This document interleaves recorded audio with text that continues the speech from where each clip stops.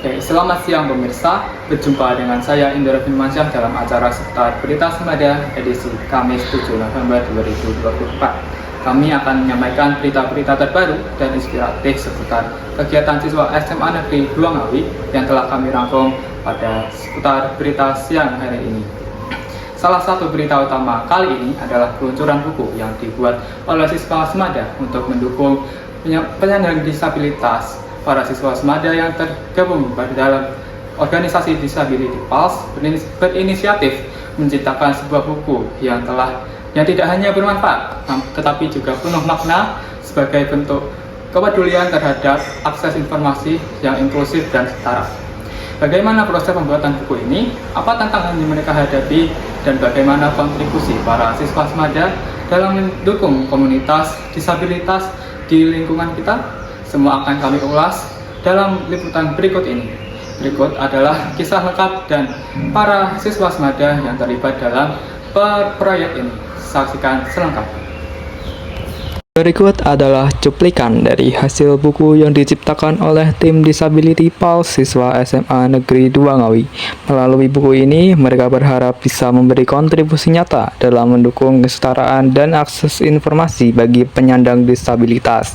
Untuk informasi lebih lanjut tentang proses pembuatan buku yang bermanfaat bagi penyandang disabilitas ini, kita akan mendengar langsung dari rekan kami yang berada di lapangan. Kepada Patrick, kami persilahkan. Baik, terima kasih kepada Indra yang berada di studio.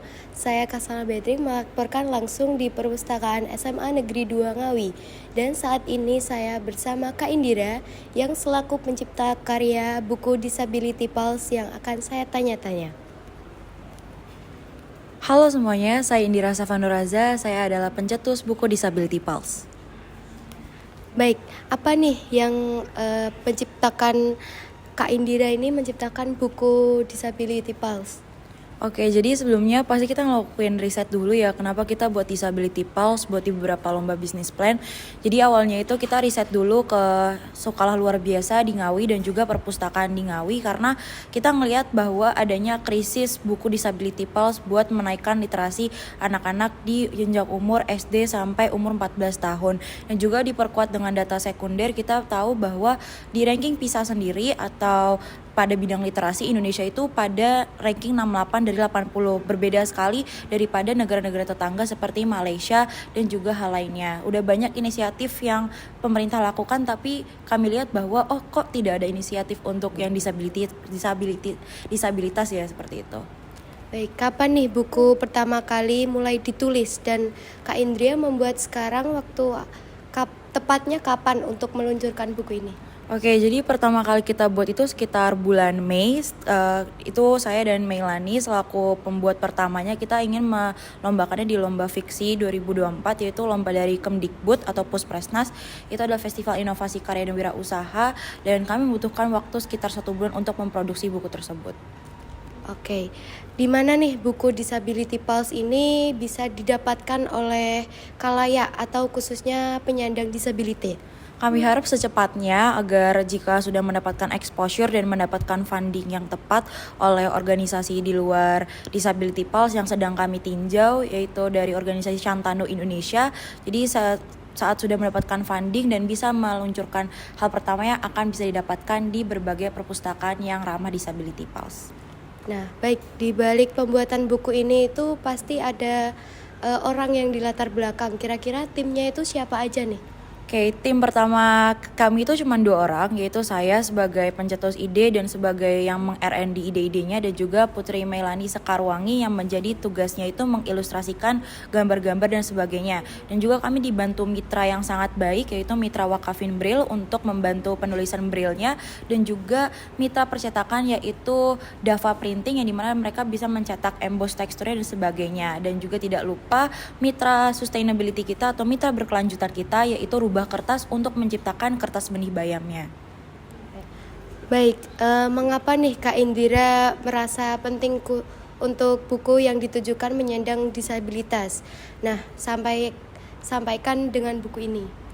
Oke, yang kami harapkan dengan ada buku Disability Pulse ini maupun pemerintah dan sebanyak orang-orang yang kami reach, itu semoga buku ini tuh dapat menginspirasi mereka dan mengetahui kalau kita tuh bisa buat semua hal itu inklusif. Mungkin awal saja itu buku cerita dan mungkin di beberapa tahun ke depan ada banyak sekali hal-hal yang lebih inklusif dan bisa menyandang bagi semua orang. Baik, gimana nih prosesnya penulisan atau penerbitnya bisa mengakomodasi kebutuhan khusus penyandang disabilitas?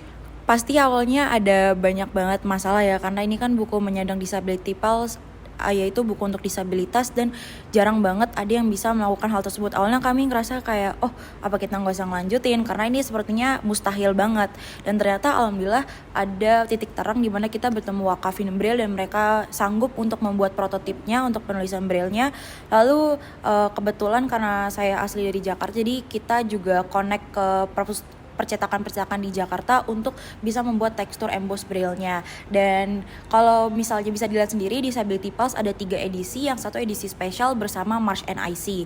Itu adalah animasi lokal dari Depok, yaitu teman saya, yaitu Kinan Janemi Kusuma yang membuat buku tersebut. Setelah itu selama sebulan kita menggabungkan semua sumber daya yang ada dan akhirnya terbitlah buku Disability Pulse dan kita mulai memasarkannya ke beberapa orang-orang di area sekitar yang dapat mempercayakan kami untuk memberitahu tentang disability pulse seperti itu.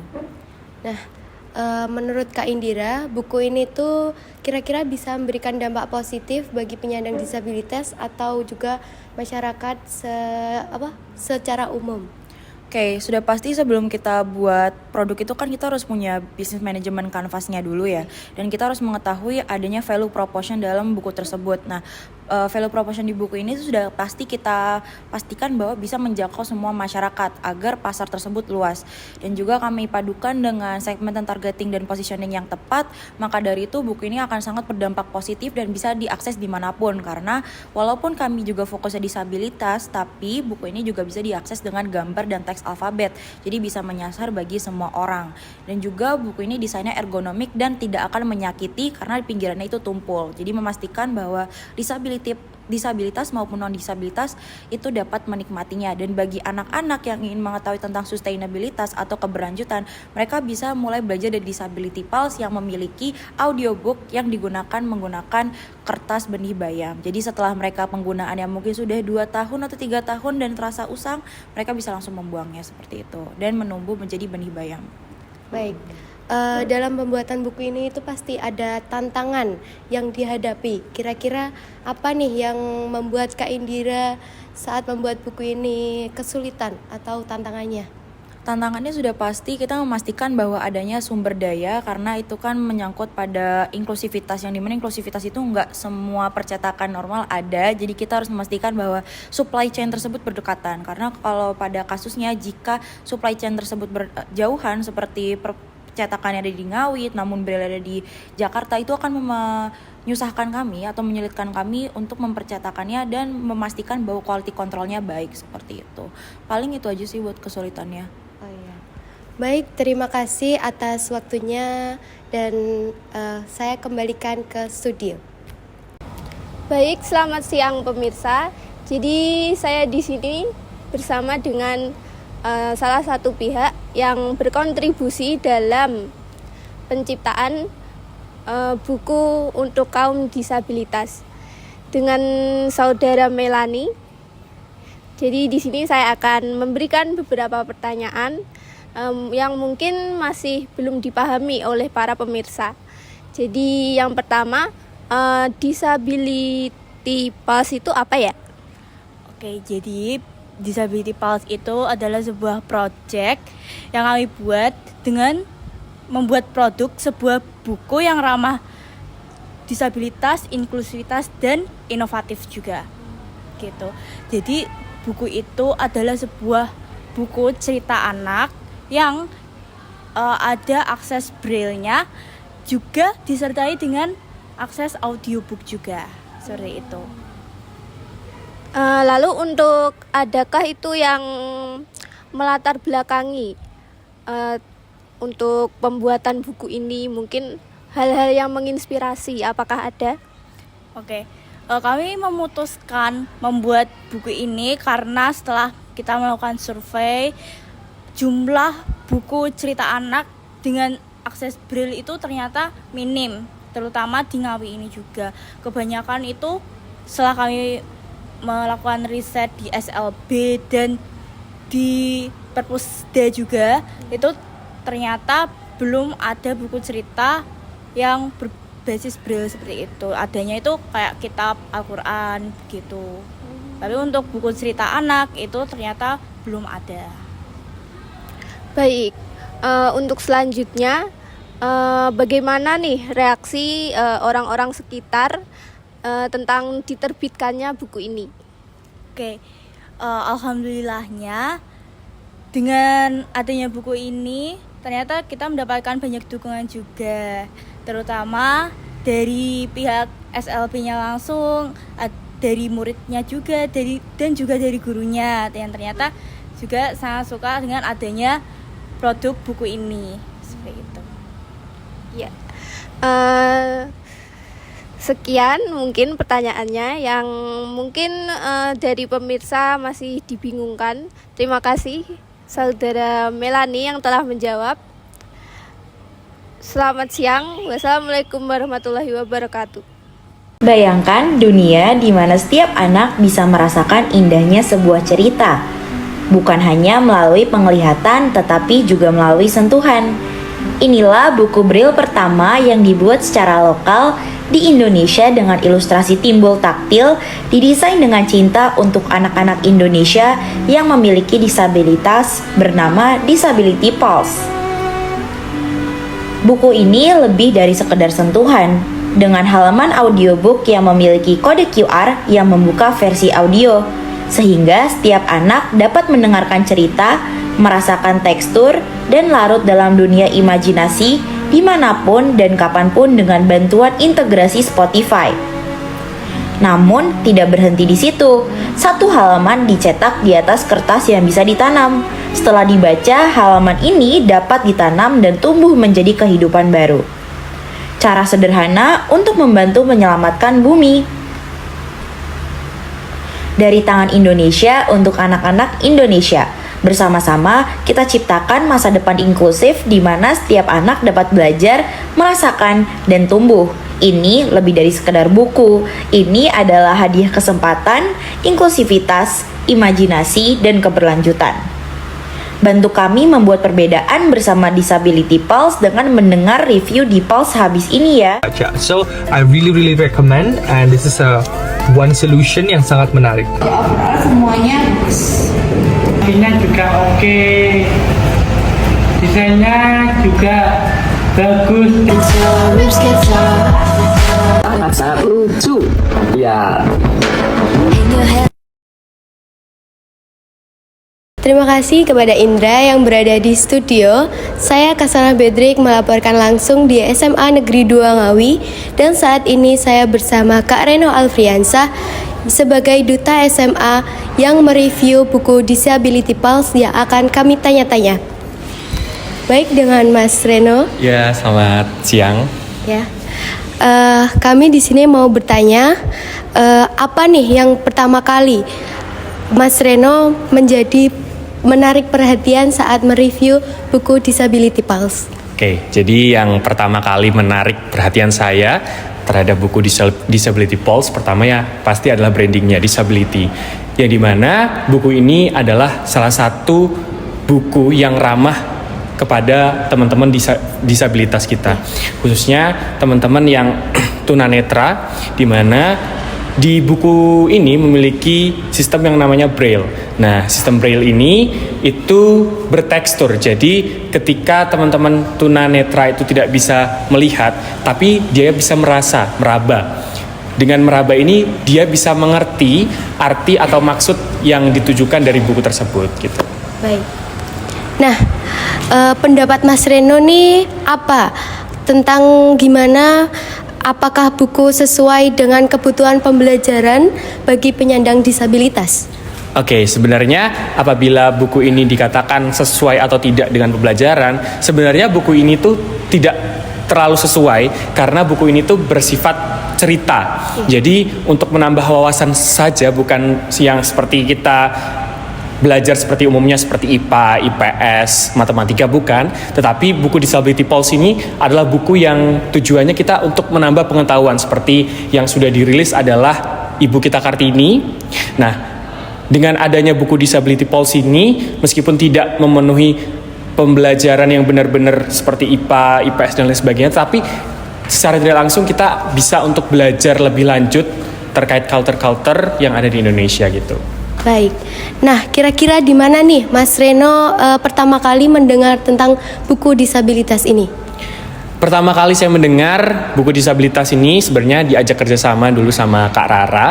Jadi setelah pertama kali saya dikenalkan dengan buku Disability Pulse ini, saya langsung tertarik karena memang saya kan masuk ke Duta SMA 2024 khususnya di lingkup Provinsi Jawa Timur, dan dengan adanya gelar saya ini bisa membantu saya juga untuk memperkenalkan kepada seluruh masyarakat, khususnya teman-teman saya Duta SMA dari provinsi-provinsi lain, bahwa anak muda di Kabupaten Ngawi ini memiliki inovasi, khususnya inovasi buku yang dibuat ramah disabilitas gitu. Baik, bagaimana perasaan Mas Reno setelah membaca buku ini, dan adakah keberhasilan dalam ada rasa empatinya mungkin terhadap penyandang disabilitas ini? Ya, pastinya kalau rasa berhasil pasti ada ya sebagai bentuk empati kita. Karena buku ini sudah diuji tes, khususnya kita kemarin dari tim Disability Pulse sudah menguji secara langsung di SLB di Ngawi, SLB Negeri di Ngawi, dan banyak review dari teman-teman SLB bahwasannya dari guru, siswa itu senang dengan adanya inovasi ini. Jadi mulai disitulah kita bisa, murid-murid di SLB itu bisa mengetahui lebih lanjut dan merasa mereka itu dihargai adanya gitu. Nah, di sini kan di dalam buku itu ada eco brick yang kertasnya itu setelah dibaca itu bisa dibuat atau ditanam untuk menjadi bayam. Nah, gimana nih pendapatnya Mas Reno tentang kertas itu? Ya, oke ya teman-teman, for information ya, ada tambahan. Jadi di buku Disability Pulse ini bukan hanya ramah disabilitas tapi juga ramah lingkungan. Jadi ketika masa buku telah usang, jadi ketika misal buku itu sudah banyak digunakan dan karena banyak digunakan sudah rusak, buku ini bisa untuk ditanam, didaur ulang dengan cara ada lembaran buku yang bisa kita tanam dan nantinya ketika ditanam akan muncul benih bayam. Dan ini adalah inovasi yang menurut saya sangat bagus dan sangat kreatif. Jadi ketika buku itu sudah usang, sudah tidak bisa digunakan, ada manfaat lain yang sudah diciptakan seperti itu. Baik, kira-kira apa nih harapannya Mas Reno untuk tentang buku Disability Pulse ini untuk kedepannya? Ya, untuk harapan saya pribadi dalam Disability Pulse ini pastinya harapan saya khususnya dari sekolah dulu bisa lebih untuk memperkenalkan buku Disability Pulse ini kepada jenjang-jenjang pendidikan khususnya di SLB. Harapan saya itu bisa didukung gitu. Kemudian mungkin karena saya juga akan melaksanakan rencana tindak lanjut di Jakarta, harapan saya juga saya nantinya bisa memperkenalkan ke teman-teman dan kepada Direktorat SMA terhadap manfaat dan inovasi buku Disability Pulse gitu. Baik, terima kasih atas waktu dan tempatnya setelah diwawancara, dan kami kembalikan ke studio Indra. Terima kasih. Terima kasih.